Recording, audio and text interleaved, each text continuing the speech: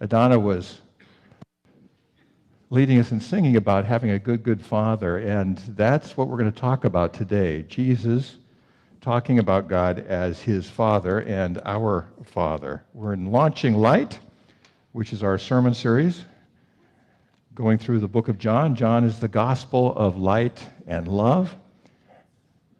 Who here needs more light and love in your life? All right, we all want more light and love.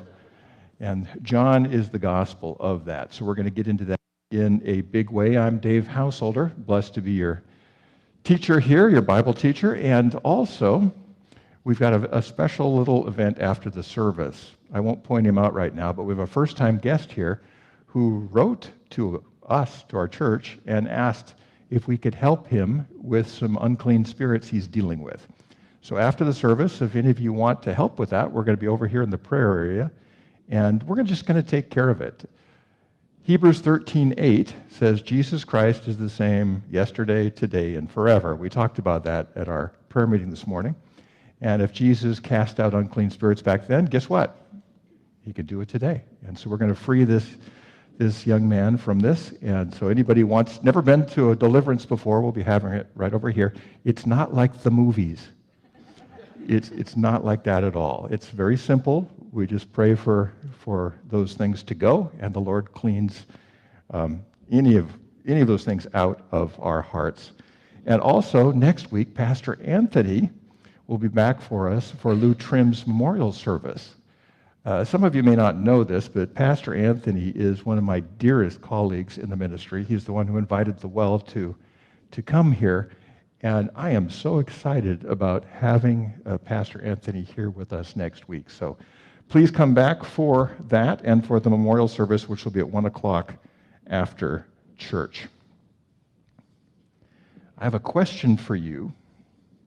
Where are you in the Christian family tree? I was just with Terry King and her extended family last night. We were in the pastoral office over here, and 12 people showed up, and we talked about her mother-in-law, Betty, and her husband, Tom, and she'll be laid to rest on Monday at 1 o'clock. That's tomorrow.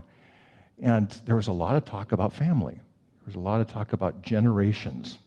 And I'm not talking about your physical family. I'm talking about your spiritual family. Those people who went before you, those people who shaped your faith, whether that was a youth pastor, a Sunday school teacher, a parent, a grandparent, a godparent, whoever it might have been, that really shaped your faith, may or may not be the person who actually led you to faith to pray that prayer, but that person who had the most influence on your faith life. Those are your parents in the faith. And then I'd like you to think about who are your children in the faith. We just prayed over the children here. And it's important that we be fruitful and multiply. Whether or not we're having actual biological children, we definitely want to have spiritual children. It's been my experience that the people sometimes who have no physical children are the best at bringing forth spiritual children. Linda Benoy Castillo, our missions pastor, is one of those people who has tons of spiritual children, never had any physical children of her own. Be fruitful and multiply. I want you to think about where you are in your Christian family tree. Now, I've been teaching about this for a long time. There's your family of origin, your physical family that raised you and nurtured you physically and fed you and took care of you. And then there's your family of destiny. The family of destiny are the people with whom you're going to spend eternity. And was mentioned by someone in our prayer meeting this morning that it's so important to forgive people because we're going to be spending eternity with them. And we really do need to reconcile with one another here while we have the chance, because we literally will be spending eternity with our family of destiny. Those are people who have said yes to the Lord. Now, one of the great blessings in life is if your family of origin and your family of destiny overlap a little bit, or even all the way. I was blessed to be raised in a very, how do I want to say this, a very warm an intentional Christian family. Both my brothers know the Lord and are discipling other people. My parents were both devout believers. And my family of origin and my family of destiny match up. That doesn't make me better than other people for whom that doesn't happen, but who thinks it's a blessing when they do match up? It is. It's a blessing when that matches up. But in any case, Jesus honored his family of origin. And his family of origin was challenging. The Bible tells us they thought he was crazy and went to get him. Chances are he grew up in a blended family. The best research shows us that that probably happened. And there was some friction there. But Jesus honored his family of origin, even if they were difficult. What did he say on the cross? John, behold your mother. Mary, behold your son. Made sure she was honored, even if she was difficult. We're supposed to honor our family of origin, but we're supposed to invest in our family of destiny. And you guys are all here today because you're investing in your family of destiny. Look around. These are the people you're going to spend eternity with. And this is the family that really matters. Jesus said, when he was asked, where's your family? He says, you people around me who are listening to my voice are my mother and brother and sisters. And so family of origin, family of destiny, understand the difference and how it can overlap if you are fortunate. So we're going to talk about family today. Family and lineage is really important in the Bible. You've been a shelter, Lord, through every generation, the Psalms say. And the most boring part of the Bible are the begots. We skateboard over the begots, and it's hard to pronounce the names anyways. Can I let you in on a little pastor secret? Nobody knows how to pronounce these names, so just make it look like you know as you read them. We all do that, because we have no tape recorders from back then. We don't know how they pronounce their vowels or anything, so just look like you know what you're doing when you read these things. But it is fun to have people come up and do a reading from Matthew 1 and just crash and burn looking at all these names here. Abraham begot Isaac, and Isaac begot Jacob. Jacob begot Judas and his brethren, and Judas begot Phares and Zara. See, I'm making it up as I go. Of Tamar, and Phares begot Esrom, and Esrom begot Aram, and Aram begot Aminadab, and Aminadab begot Naason, and Naason begot Salmon, and Salmon begot Boaz of Rahab, and Boaz begot Obed of Ruth, and Obed begot Jesse, and Jesse begot David the king, and David the king begot Solomon of her that had been the wife of Uriah. Genealogies are important in the Bible. Who shaped your faith and whose faith you are shaping is your spiritual lineage. And we need to attend to those things, to be grateful for those people who have shaped our faith, and also be looking around for people for whom we can shape their faith. That's called discipling. We're going to talk about that in a moment. I just got back from Stony Plain, Alberta, just outside of Edmonton. Edmonton is the biggest city in the Western Hemisphere, the farthest north big city in the Western Hemisphere of over 1 million people. And it's cold up there. The lakes were still frozen. It snowed while we were there. Wendy and I were on a little hike just outside of town, and we saw a moose. We're walking along, we're talking. We don't normally see that on the trails here. What's the plural for moose anyways? Mooses, meese? We're standing there on this nice trail in a park and talking to each other, and we hear a snort. Turn around, and 6 to 10 feet from us was a moose. You could smell, I bet you could smell a moose from 100 yards away. They don't use deodorant or mouthwash, and it just snorted, and it was a female moose. Female moose. And yeah, she wanted to let us know she was there and enjoying the brush that she was chewing on and wanted us to leave. So we quietly did. We walked away, got a quick picture, and walked away. But the church up in Stony Plain, the well at Wild Rose Country, which Pastor Tamara mentioned, is thriving. Their house was packed on Sunday.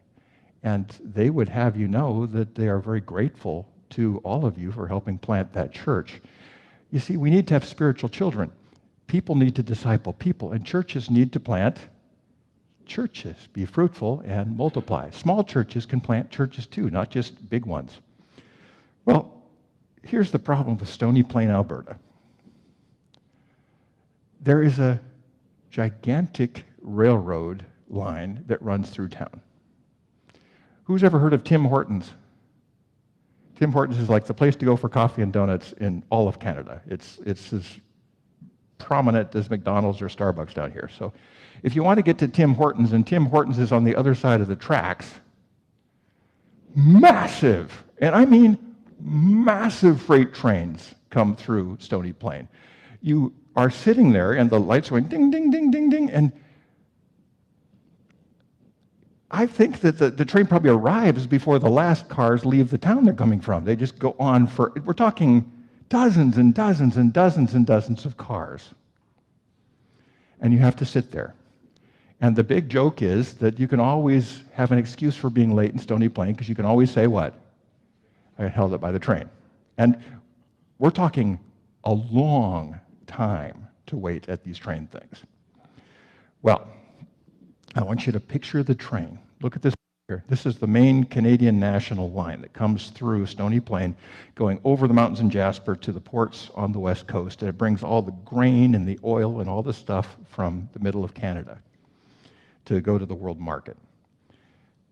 Jesus is the engine, the red engine at the front. You are one of the cars. The person in front of you is the person who most shaped your faith.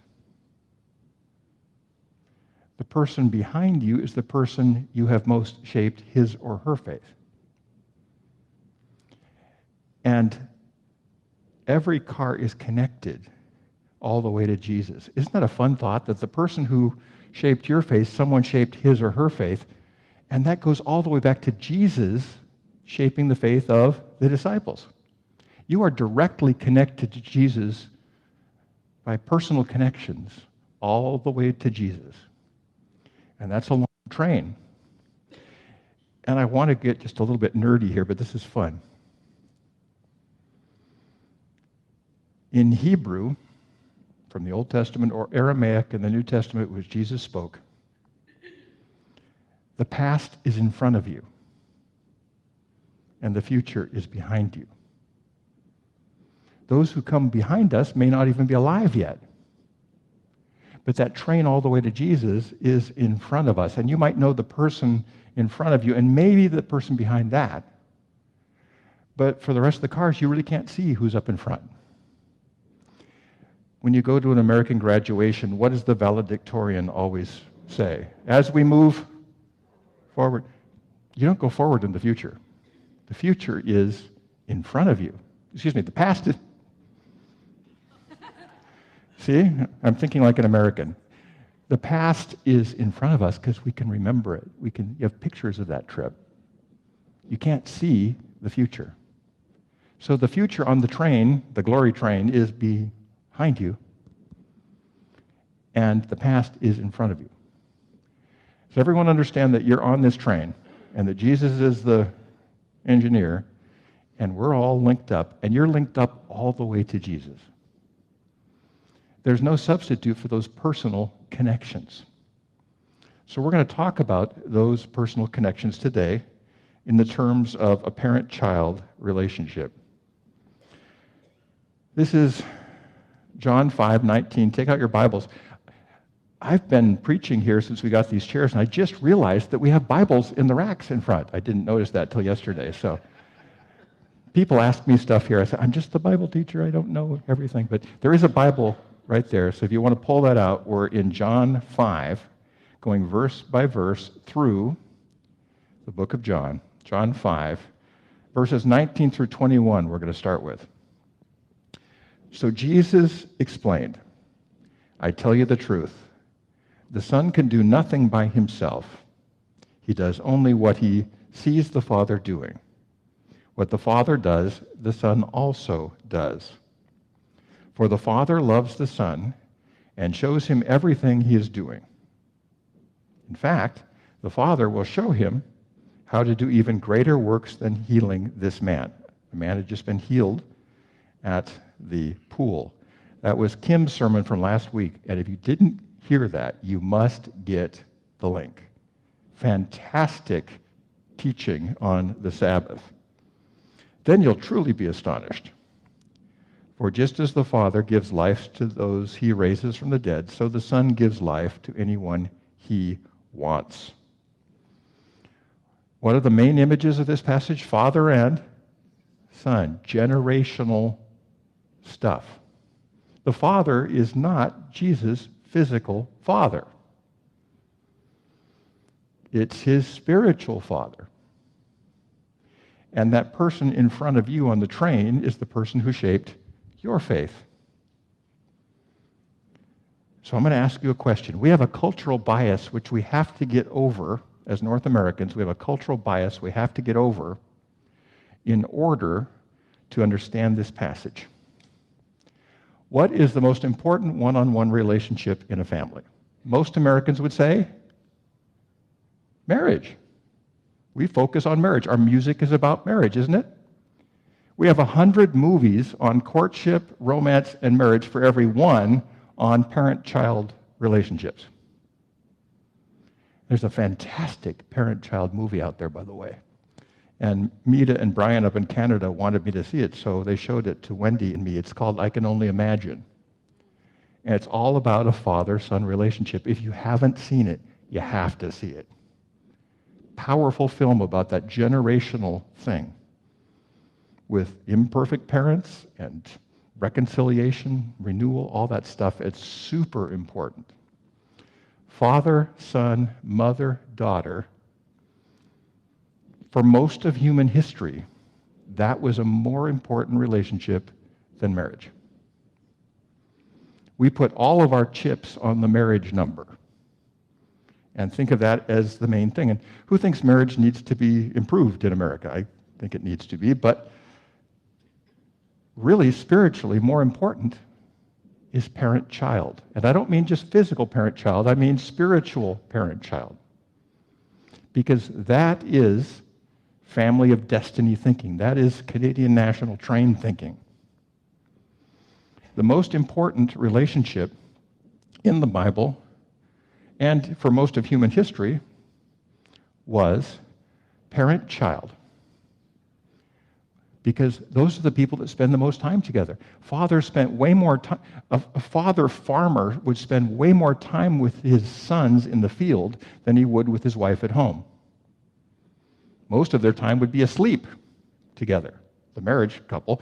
I feel like doing that at a wedding, saying, do you promise to be unconscious with each other for most of the time you're together, which is pretty true. This is your unconsciousness friend, that you have a sleepover with.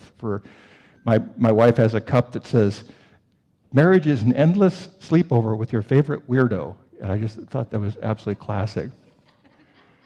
So we spend more time unconscious with our marital partner, but in antiquity, up until 3-4 generations ago in America, a parent spent more time with his or her child than he or she did with his or her spouse.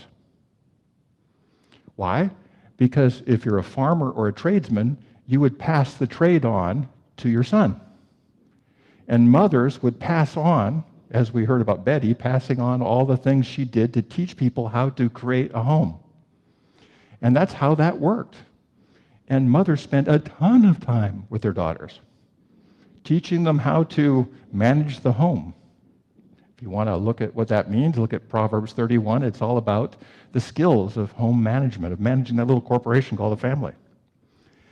And the father would spend a ton of time, whether he's a farmer, candlestick maker, baker, whatever, would spend a ton of time with his son or sons. And they would learn the trade. Only in the last 2 or 3 generations have we told people in North America, you can go off to school and be anything you want. That's completely new in history.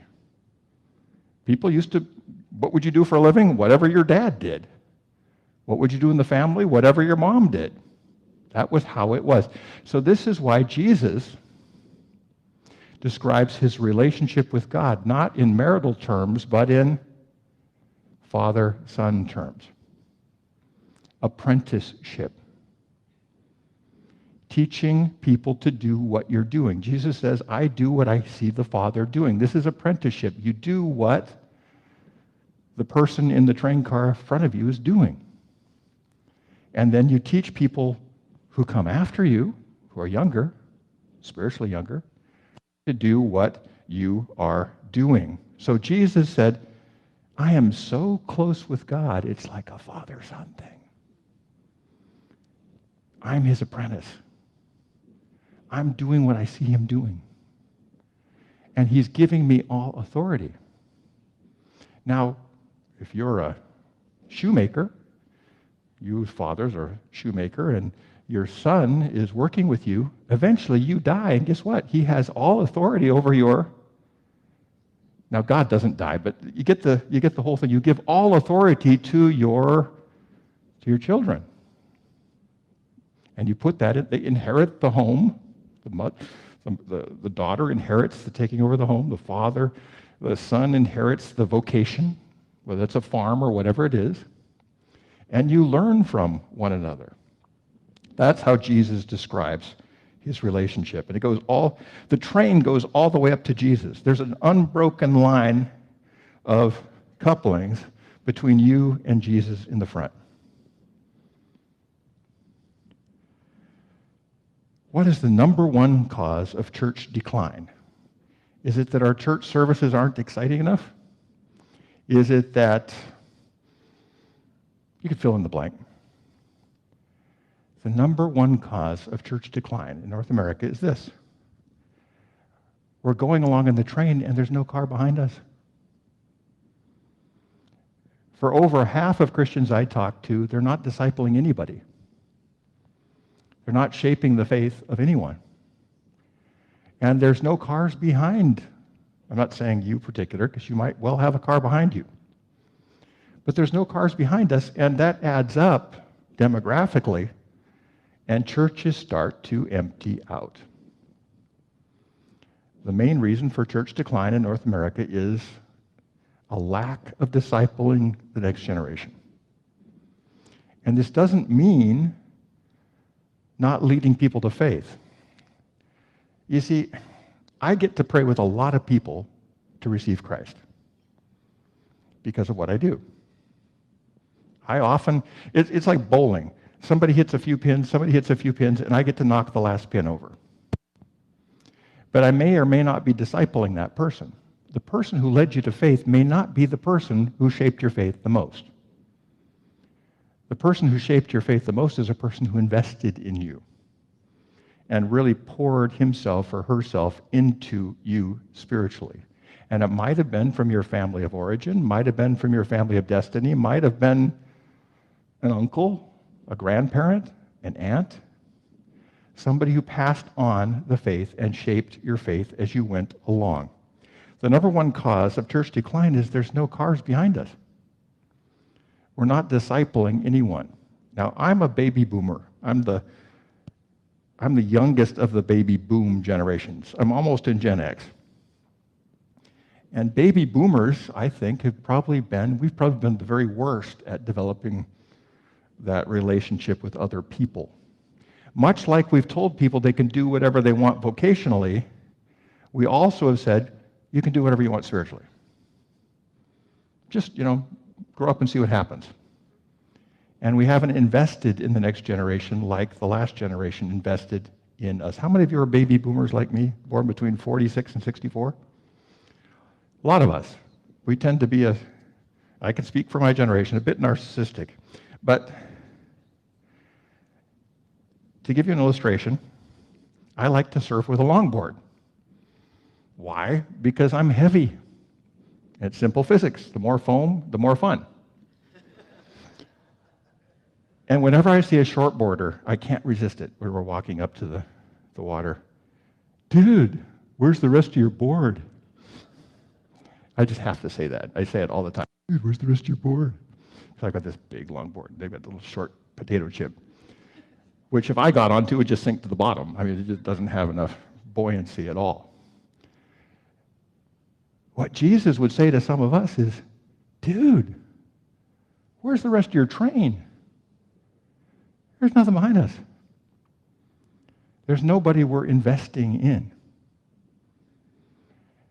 And please hear me. This is not a salvation issue. Who believes you can say yes to Jesus, go to heaven, and never disciple anybody? That's just true. We're not saved by discipling. We're saved by saying yes to Jesus. But who thinks it's essential anyways? There's things that are essential that are not salvation issues. There's really only one salvation issue, and that's, do you trust Jesus for your salvation? You can be going to heaven on this glory train with nobody behind you. And that's not the way Jesus set it up. We're going to look here. You've got a car in front, a car in behind. I want to show you how the Apostle Paul, 2 Timothy 2:2, if you want to look this up. And this is so good, you need to underline it. And yes, you can underline the Bibles that are here, because it might really mean something to someone someday. 2 Timothy 2:2. Paul is writing to Timothy. Timothy would say Paul is the car in front of him. Paul discipled Timothy. We know that from his letters. This was a spiritual apprenticeship. Paul shaped the faith of Timothy. Now I want you to look at this passage. You, Timothy, have heard me, Paul, teach these things that have been confirmed by many reliable witnesses. And then he says in my version of the Bible, but dude, where's the rest of your train? He encourages Timothy what? To teach others, teach these truths to trustworthy people who will be able to pass them on to others. Paul is thinking about 4 train cars. Himself, Timothy, the one after Timothy, who could teach to someone else. This is railroad thinking. This is biblical thinking. This is family of destiny thinking. This is one of the reasons we're here today, is because of the Apostle Paul having a sense of the importance of those links. And how important it is for Timothy not just to think about the train, the car behind him, but the car behind that. When I was up there at our daughter church, this last week, I encouraged them to plant a church. And they might think, well, there's only 17 of us packed into a house. Who thinks that small churches can plant other churches? We need to think in terms of churches after us. The United Methodist denomination is more interested in closing churches than starting new ones. And the beauty of Methodism from a couple centuries ago is they were the best church planters on the planet. They got to every town west of the Mississippi first with a circuit rider. And they planted this church and other churches because they were, like Paul, they were thinking of all the train cars. This church is a product of circuit riding. A product of circuit riding. And we also need to be planting churches, which is why you need to come back on Wednesday to hear Rob and Denise talk about their mobile ministry. Do you know that we have between 1 and 2 million full-time nomads in America? And half of them don't want to be. For half of them, they're on Social Security. They're sleeping in their cars or their vans. We've got right around the corner from my house is a campground. Come to my house and I'll show it to you. Every night there's 3 or 4 vans parked around my house. They think I'm one of them because I drive a bus. Hey, dude, they just think I'm, one of the nomads. The movie Nomadland is all about that whole subculture. And Rob and Denise are ministering, as Tamara said, to this whole subculture. They're concerned about passing the faith on and shaping the faith of other people. So Paul's thinking about 4 train cars. The car in front of you You might think, well, I'm too old to disciple. How many of you are grandparents? Raise your hand if you're a grandparent. I was back here on Good Friday, and Virginia's grandkid, one of his grandkids, her grandkids was here. I says, is it fun to be with Grandma? He says, yeah. Grandparents have a superpower. Grandparents have incredible influence over their grandkids. More than parents sometimes. There's a graciousness about grandparents, and there's a ice cream thing about grandparents. Grandparents realize that they have no control over their grandkids, so they just love them and guide them. It's been said before that grandparents and grandkids have a natural alliance because they have a mutual enemy, the parents. You know, that whole thing kind of fits in there. It is so fun to have grandparents. The person who shaped my faith most, was J.E. Danielson, my grandfather, my mom's father. Took me out for breakfast all through college on Tuesday. And I had kind of walked away from faith the first couple years of college. I still believed in God, but I was not a practicing believer. Anybody else go through a period like that? And he knew it, and he didn't worry about it. He just shared with me how his faith got him through the Depression. The Great Depression, for those of you who don't know what that is, it was rough. Ran away from home when he was 14 because his father was a raging alcoholic and ended up with an MBA, worked the harvest. It says it was my faith that got me through it. Every Tuesday was a testimony. He shaped my faith in a big way. So those of you who are grandparents or spiritual grandparents, those of you old enough to be grandparents who've got little kids that you can influence, you can have a huge influence. Because sometimes parent-child relationships have baggage, sometimes. And it makes it hard to share with our kids, but we can share sometimes with grandkids in a powerful way. Don't underestimate this. I wrote a novel about the power of grandparents spiritually in people's lives. It's called The Blackberry Bush. It will soon be forgotten, but it's about that. It's about how parents have a big influence. Another one was Eberhard Hofmann in Germany. I went to Germany with Wendy. We were newly married, and they put us up with Eberhard and his wife Lilo, and I was supposed to shadow him, to follow him around as part of my training. And I'm kind of an old-fashioned pastor. I will visit you in the hospital. Now, nowadays, people get through so quickly, though, I often don't catch them. It's like drive-through heart transplant. You know, you just go right through it and out you go. But he taught me how to do pastoral care. Not by teaching it to me, but by bringing me along. Bring me to the hospitals, bringing me to the shut-ins, bringing communion to people. And I said, Abraham, what's the biggest secret of ministry? He says, personal contact with people who are hurting. You got to do that. And I think it's really key. And he shaped my ministry that way. So somebody in the car in front of you shaped your faith. Who are you going to shape? Jesus discipled 12. I'm blessed to disciple almost full-time, or at least part-time. I've got 2 other jobs. But here's the minimum. You have to have at least 1 car behind you, or the train ends. You got to have at least 1 car behind you. Or Jesus might ask, dude, where's your train? Where's the rest of your train? We want to pass on what's been given to us. This is the young adult group that's going to be meeting today, part of them.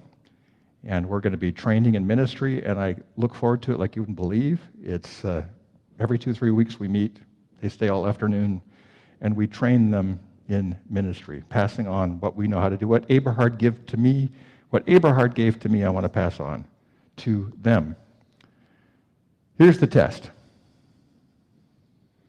When asked for the name of the car ahead of them, someone will say, it's you. And if there's no one there to say that yet, don't worry. We can fix that. I'll show you how to do that. Let's look at the next Bible passage. Matthew 28, 18 through 20. Who thinks imitating Jesus is a pretty good idea? Who thinks especially good idea is doing what he tells us directly? Not just following what he does, but doing what he tells us directly. He doesn't say in this passage, I'm going to read it here. Jesus came and told his disciples, I've been given all authority in heaven and on earth. Therefore, go and make converts, disciples. Be pouring yourself into someone's life. This is a direct command, and it's not an option. There's a lot of things Jesus did that are good to imitate, but they're not direct commands. This is. He gave very few direct commands. This is one of them. This is not an optional exercise for Christians. We need to be bringing forth someone's faith. Make disciples of all nations, baptizing them in the name of the Father, the Son, and the Holy Spirit. Teach these new disciples to obey all the commands I've given you. And be sure of this, I'm with you always, even to the end of the age. Here's some practicalities.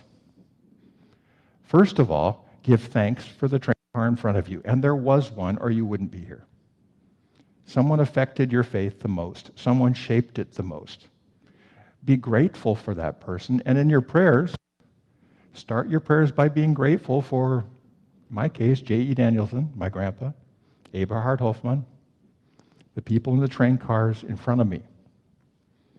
Be grateful for that person.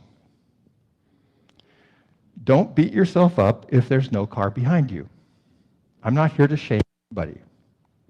I'm not here to come down on you for not having a train car behind you, but some of you don't, and that's okay for now. But it's not okay permanently. We need to ask the Lord to give us a train car behind us. And many of you do. I know a lot of you disciple other people. In fact, I could point you out.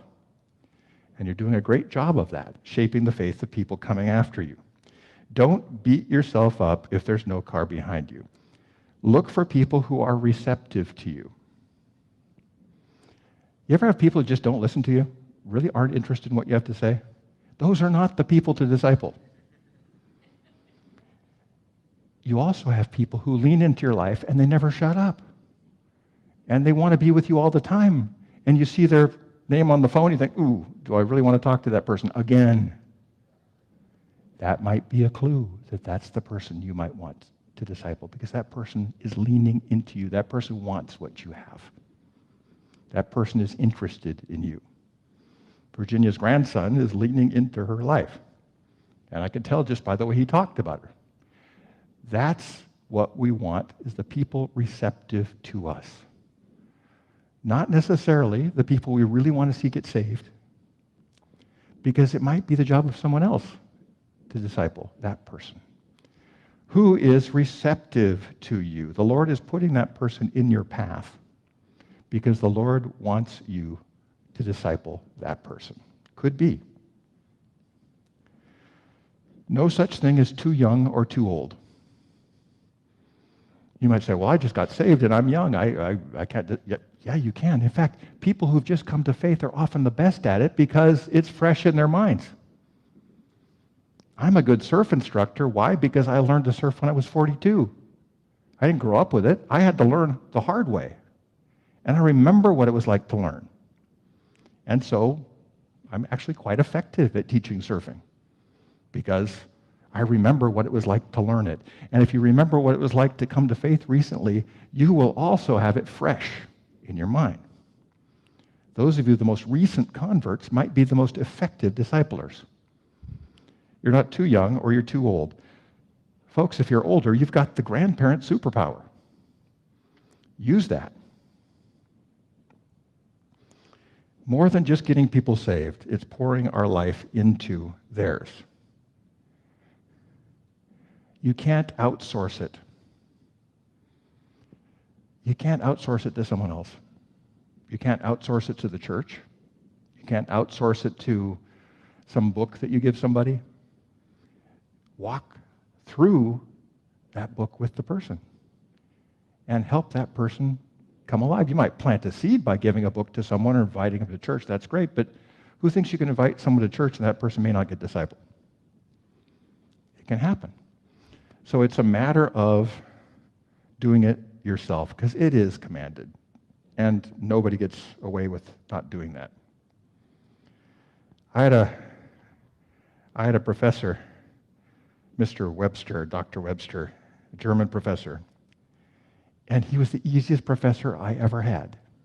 German literature, and the class was held in German, and we would read through pieces of German literature, and whenever we got to certain parts of it, he would read the highlights of a certain book, and we'd discuss it, and we weren't very good at German, so there wasn't much discussion, but he'd come to certain quotes, and he'd say, by the way, this will be on the final. And we would all take notes like crazy. But it was so easy to get an A in his course because we all knew exactly what was going to be on the test. I am convinced that one of the things on the final, and please hear me, this is not a salvation issue. I believe Jesus is going to ask me, whom did you disciple? And I believe he's going to ask you too. This will be on the final. This is the last thing Jesus said to us before he ascended into heaven. His final testament to us: make disciples. I'm not qualified. God doesn't choose the qualified. He equips. How do you say that again? He doesn't call the equipped, he equips the qualified. Equips the called. There we go. What am I trying to say? What I'm trying to say is this. God will equip you with everything you need. You don't need a PhD in theology to disciple someone. You just have to love Jesus. And the rest will take its own course, because that person is receptive to you. This will be on the final. And the Lord will tell you whom to disciple. We just have to ask him who that would be. Invite the worship team back up. But I invite you to enjoy the journey. And if there's no train cars behind you, the Lord will provide that for you if you ask. Somebody who is receptive to you, who is leaning into you, and you can change his or her life. I'd like you to take the card that's sitting on your seats, these little Bible cards. I learned this verse from Eberhard. It sounds so much better in German. Have I not commanded you? Be strong and courageous. And in German, it sounds so much better. Sei getrost und unverzagt. Isn't that cool? German sounds kind of, Klingon. Do not be frightened. Do not be dismayed, for the Lord your God is with you wherever you go. Let's read this together. 1, 2, 3. Have I not commanded you? Be strong and courageous. Do not be frightened, and do not be dismayed, for the Lord your God is with you wherever you go. I want you to take this home, memorize it. This is the verse for April. Meditate on it. And at the end of April, you won't need this anymore because you'll have memorized it. And on the back is an invitation to someone else. I love my church. Come join me there. That person might just come to church here, but that person also might be the person you end up what? Discipling. Terry?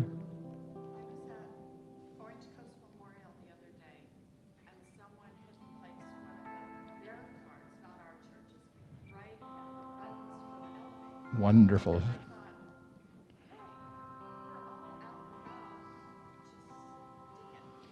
Memorize, pray. Terry just shared, for those of you watching TV, someone stuck it by the elevator buttons. Memorize it, pray on it, meditate on it. At the end of the month, we'll give you a new one for next month. Give it to someone else. Pass it along. Let's pray. Lord, we give you thanks for the people in the car in front of us. We are who we are because of them. Give you thanks, Lord, for the people who shaped our faith.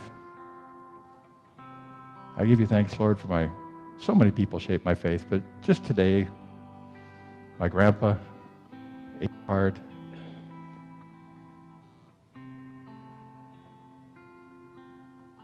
And Lord, I give you thanks for the people in the cars behind me.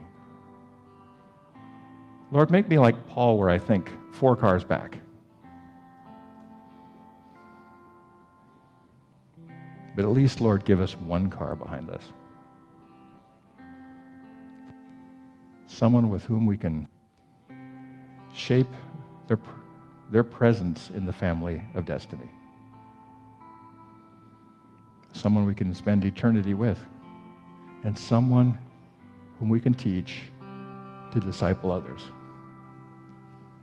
Lord, we give you thanks for your Son, Jesus, who described his relationship with you as a father-son, parent-child relationship, passing it down. And we give you thanks for our place on the glory train and all the people we'll be sharing eternity with. For those of us who doubt we can do this, Lord, doubt anyone would listen to us, give us the strength of Joshua 1:9. Be strong and courageous. Do not be frightened. Do not be dismayed, for the Lord your God is with you wherever you go.